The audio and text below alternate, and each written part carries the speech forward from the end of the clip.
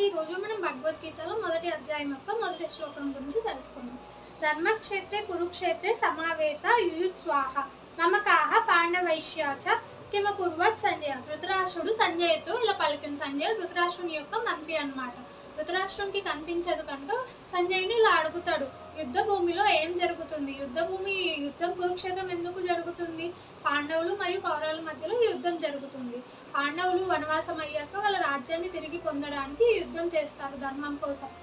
So ధృతరాష్ట్రుడు తన దూరదృష్టితో చూడగలిగినప్పుడు సంజయుని మాట అడుగుతాడు అనమాట.